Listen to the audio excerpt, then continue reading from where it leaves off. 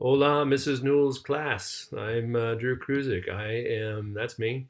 I'm a history teacher at Ankeny Centennial High School, and I teach sociology and government too.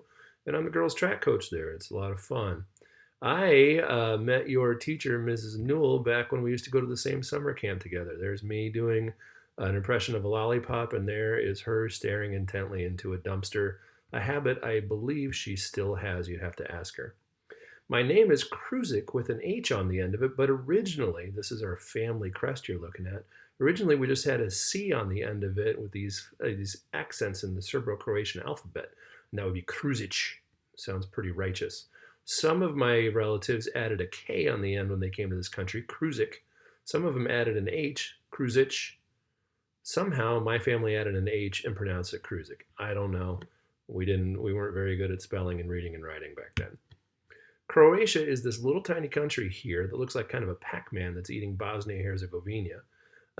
It's right across the Adriatic Sea from Italy, kind of in the southeastern part of Europe. When you take a close look at it, it's got a lot of coastline here, but it's also got inland stuff. So it's all kinds of mountains and great national parks, but then really pretty beaches, really pretty coastline up here. It's a really cool country. There's its capital, Zagreb. National parks with all kinds of waterfalls and lakes are just beautiful. Great rivers and mountains and just greenery everywhere you look. There's Dubrovnik, the old walled city. This city is so old, hundreds and hundreds of years old. It was a fortress to protect its citizens from invaders 1,000 years ago. So that's what Croatia looks like. My relatives are from not Merkapy, but this little town about 2 miles away called Tuk that is so small it barely even shows up on a map.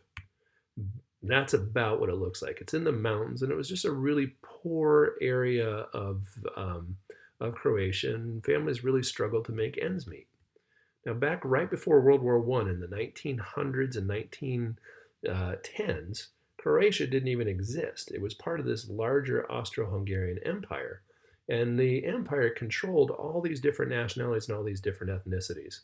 And the Austrians and the Hungarians and the Czechs and the Slovaks and the Slovenians and all these folks, along with my folks, the Croatians, didn't particularly like being controlled like that, and the economy was terrible. So some of them decided to get out, and some of them ended up being some of my relatives. Now, if you take a peek at the Ellis Island Foundation, which is where the Statue of Liberty is, you can even look up some of your relatives. Here's my grandma, Josefina Kruzich, who came over in 1906. Here's the original shipped manifest, the original passenger list, and we can see that in September of 1906, there's Marcella Kruzich, my great grandma, and there's little Josefina. She's 11 months old, child, no crib. They came from Tuk, and they had $9 to their name. That's it. $9 coming to a different country where you barely knew anybody and barely knew what to do. This is a really cool website. They say that about 40% of Americans can trace their ancestors through Ellis Island. 1892 to 1954, almost all immigrants came through Ellis Island if they were coming into the eastern part of the United States. My grandpa here, he had all kinds of crazy jobs. That's a better picture of him. He ended up being a lumberjack in Wyoming for a while. He worked in the slaughterhouses some, which is terrible work. Lumberjack's not easy either. He worked for the Henry Ford plant for about a year, but mostly what he did is he was a coal miner. Now, I don't know if you guys know it, but a lot of central Iowa was coal mining places. Madrid was a coal mining town. The Schuler coal mining camp here was in what is now Waukee today.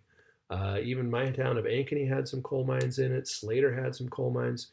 You'd have to check around and see if Van Meter had any. I'm not sure on that one. But my grandfather was a coal miner.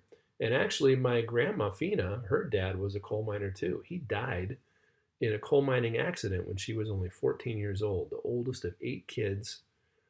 He died in a cave-in and widowed my great-grandmother and her 8 kids. And they got to stay in the coal mining camp for about a year after that for free. But then they had to leave the camp and they had to move to Des Moines. And my grandma had to drop out of school to get a job to help pay for my family. So the Croatians were a lot like Italian immigrants and a lot like the Irish in the 1800s. They didn't have a lot of money. They had to work a lot of terrible jobs. My grandfather didn't speak much English, didn't have much education, but he worked really hard. I never met my grandfather because he didn't coal mine his whole life. He ended up working for Meredith Publishing, pressing magazines overnight in the factory there the last few years that he worked. He died in 1967 before I was ever born. He got black lung disease. Coal miners have terrible working conditions, and all that coal dust gets into your lungs all the time. And he ended up developing like emphysema because of it. And then, so when he had a routine surgery, he ended up having a heart attack because he couldn't breathe very well. So I never knew the man, but I did know my father, who was born in 1938, who helped out the family quite a bit growing up with paper routes and grocery store jobs, and worked really hard to pitch in to make his family go and to help his dad put food on the table and everything. There's me with my dad when I was little, and there he is.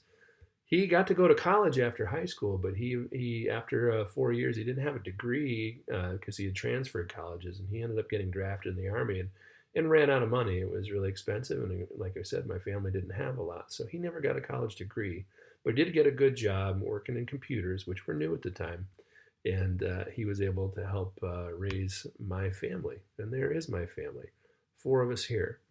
Uh, my brothers are all well, if you believe this, my grandfather barely spoke English when he came here and had almost no education. My dad went to college and always wanted to get a college degree but never could. The four of us here, we have 10 college degrees, 10 of them between here. So, what does that tell you? That tells you that if your ancestor, that anybody that comes to this country, even though you don't have a lot of money, even though you might not have a lot of education, that one day your family can really be successful and do well. In fact, this little sister-in-law here, Carla, she's from Costa Rica. She moved here in her 20s after her mother passed away from cancer. She was really sad and wanted to change of pace.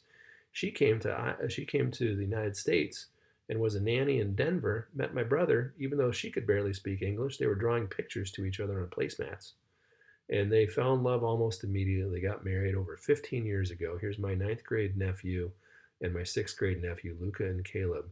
They are almost half Croatian and they're half Costa Rican. Yet another reason why America is so awesome is because people come from all over the world, and we combine our stories, and we have great success and great happiness as a result. That's my story. Hope you liked it. I'll talk to you later. Well, actually, I probably won't, but hope you enjoyed it.